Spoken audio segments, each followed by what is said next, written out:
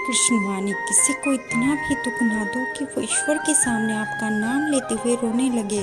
किसी का दिल दुखाना समुद्र में फेंके पत्थर के समान है। वो पत्थर अंदर कितना गहरा जाएगा इसका अंदाजा लगाना बेहद मुश्किल होता है।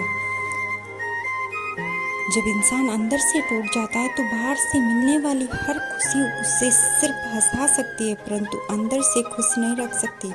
दुख में स्वयं की एक उंगली आंसू पोंछती है और सुख में 10 उंगलियां ताली बजाती हैं। जब खुद का शरीर ही ऐसा करता है तो दुनिया से क्या गिला शिकवा करना।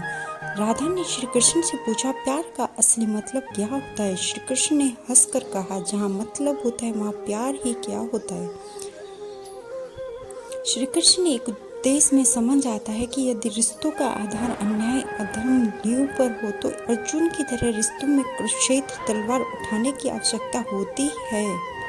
और यही सच्चा धर्म है। किसी भी परिस्थिति में सच को झुकने ना दे। आप अपना ही कर्म कीजिए निस्वार्थ। जब जब सत्य की असत्य से लड़ाई होगी, सत्य अकेला ही खड़ा होगा, क्योंकि असत्य के साथ मूर्खों की भीड़ होगी। फिर भी असत्य के सामने सत्य की सदैव विजय होगी।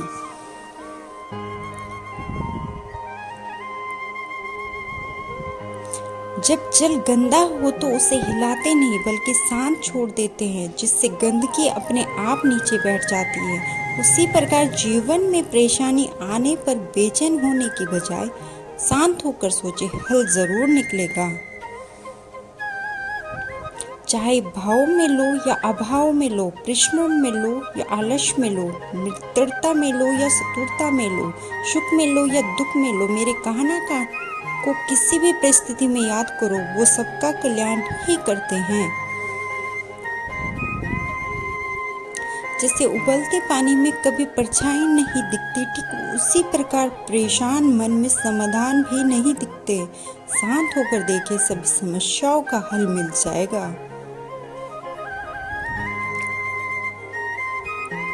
प्रेम की बस एक ही भाषा है, निस्वार्थ भाव से प्रेम करो। चाहत में जिंदगी होती है, बस इस जिंदगी में उसकी चाहत की कभी चाहत ना करो। भाग्य मनुष्य की प्रकृति प्रदान करता है, जिसे अपने परिश्रम एवं पुरुषार्थ द्वारा सौभाग्य बनाना मनुष्य का ही कर्तव्य है। परिवर्तन ही प्रकृति का नियम है, इसलिए जो पीछे छूट गया उसका शोक मनाने की जगह जो आपके पास है उसका आनंद उठाना सीखिए। जीवन में कभी भी अपने मित्रों की सफलता से ईर्ष्या ना करें, बल्कि गर्वित होकर कहें, यह मेरा मित्र है। कभी भी किसी को अपने से कम मत समझना और कभी भी किसी के सामने हार मत मानो, क्योंकि व्यक्ति कितना भी शक्तिशाली हो, उसकी कोई न कोई कमजोरी अवश्य होती है।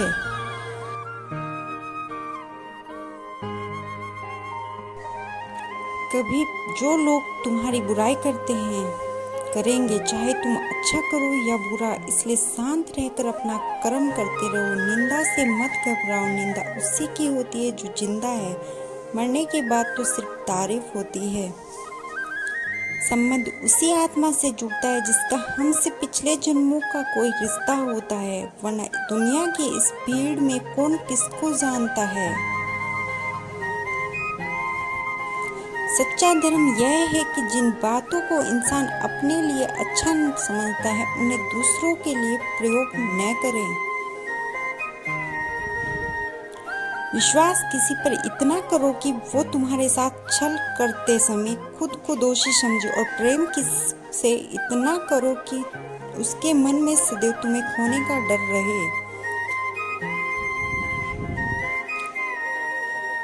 जिंदगी के इस रण में खुद ही कृष्ण और खुद ही अर्जुन बनना पड़ता है। रोज अपना ही सारथी बनकर जीवन की महाभारत को लड़ना पड़ता है।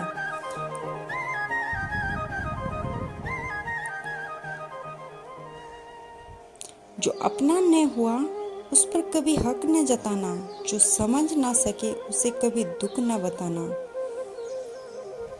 ऊंचा उठना है तो अपने अंदर के अहंकार को निकालकर स्वयं को हल्का कीजिए, क्योंकि ऊंचा वही उठता है जो हल्का होता है।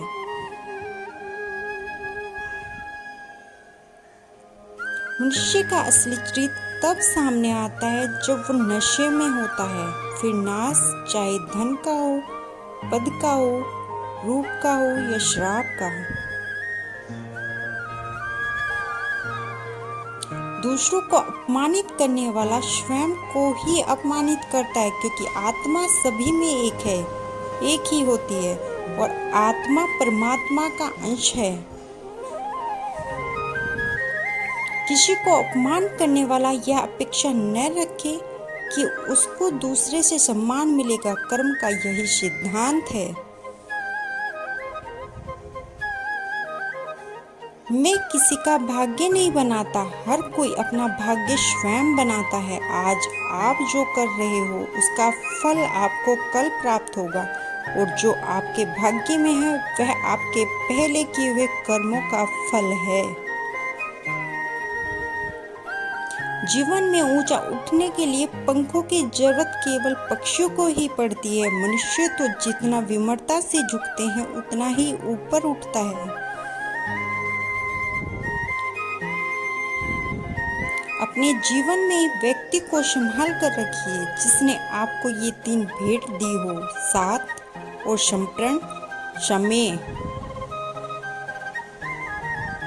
कभी कभी जीवन में आगे बढ़ने के लिए उन चीजों और व्यक्तियों का त्याग करना पड़ता है जो कभी तुम्हारे हृदय की गहराई में बसे थे।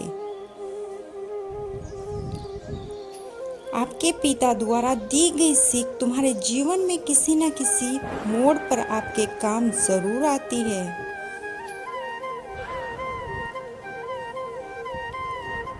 आप कितने भी बड़े हो जाओ, पर कभी उसका घमंड मत करो, क्योंकि वही घमंड आपको नीचे भी गिरा सकता है।